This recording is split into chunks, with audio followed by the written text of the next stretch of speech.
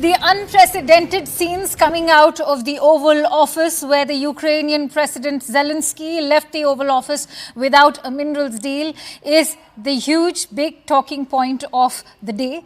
And in fact, staying with the story, we have some breaking inputs coming in. Let's quickly bring you those breaking inputs. In fact, as soon as Zelensky left the Oval Office, in fact, we are learning that he's already left the United States as well. The Ukrainian MP Oleksandr Dubinsky is now calling for President Zelensky's impeachment, accusing him of corruption and intentional mismanagement. Remember, this initiative of these impeachment proceedings has taken place soon after those visuals came out of the Oval Office in Washington, where we witnessed that blowout between the US President Donald Trump, accompanied by the US Vice President Vance, as that entire verbal altercation took place between him and the Ukrainian President. For more details, let's quickly go across to Siddhant Mishra, joining me on the phone line. Siddhant, what are the reasons given for this impeachment proceedings by this Ukrainian MP? Well, this is what the Ukrainian media is reporting, that there's one MP called Oleksandr Dubinsky. He's now calling for President Zelensky's impeachment, accusing him of corruption and intentional mismanagement.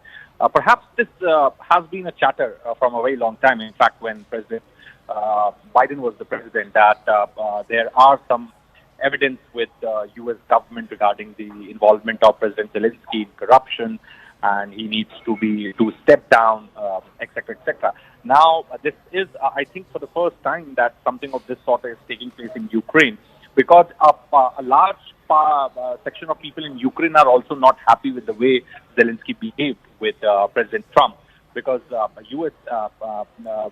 Has been supporting Ukraine not just from today, but from last 11 years since the war started on the eastern borders. So people in Ukraine are thankful to U.S. and they are not liking the way Zelensky has behaved with President Trump. So this could be one of the reasons that the opposition parties in Ukraine are kind of uniting to bring this motion against President Zelensky. Also, more than this, the important point is that what is going to be the future of the peace talks, because since U.S. is so important for Ukraine, and what has happened unfolded at the Oval Office yesterday perhaps has broken down the entire peace process. So even the Ukrainians are concerned regarding that as well. So it would really be interesting to see that what will be the future of President Zelensky back home, and also as a leader of a country which is in a war with Russia. Interestingly, Siddhant, the tweet that has been sent out by Dubinsky also talks about how the Ukrainian president has been authoritarian, somebody who's also been suppressing dissent. If you go through his Twitter timeline, the first pinned tweet, in fact, highlights how this MP, Dubinsky, is in fact imprisoned. Interestingly, he's somebody who was also sanctioned by US as part of being a Russian influence network person.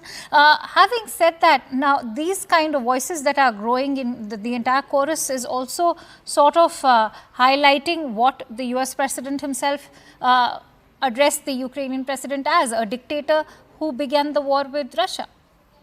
Well, that's right, Akanksha. Things have gone down below the belt. I mean, there is no doubt about it. What happened yesterday at the Oval Office, calling each other a dictator.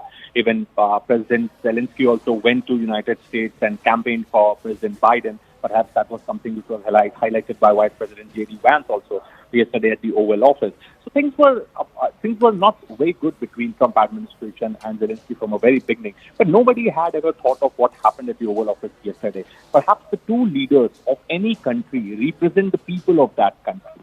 They need to keep their egos aside. They need to keep their differences aside and talk for the betterment and the mutual benefits of the people of both the countries. But what we saw at the Oval Office yesterday, that the egos were so high that these two leaders were not ready to come on the same page. And perhaps it has done damage to the years of efforts that have been given by both countries to build relationship and trust. Perhaps that relationship and trust has been broken now, Akanksha. Oh, absolutely. So, because somewhere Zelensky also has to take responsibility of that. He cannot just emerge as a hero of what happened yesterday. He also has to face the brunt because he could have handled it in a better, or he could have avoided going to White House. He could have sought more time, perhaps, to do back channel and convince President Trump for exactly what he is looking for. So, he has to face the brunt, and definitely he's going to face the heat in the domestic politics, because U.S. has been demanding elections in Ukraine from a very long time. Absolutely. And in fact, it was with the incoming U.S., in fact, when President Donald Trump was appointed as the new President of the United States, there was a fresh new glimmer of hope that there might just be an end to the war in Ukraine. But what has happened in the Oval Office some hours ago has in fact left not just Ukraine, but all of EU and hopes for peace talks now in a lurch. The last hour. Anything can happen between the bells. But what happens during the last hour is what matters the most. The biggest market swings. A close-up look at what's driving them. And how the investors are reacting. Watch the most seasoned market mavens guide you through the most important hour of the trading day. NSE Closing Bell. At these times, only on CNBC TV 18 and CNBCTV18.com.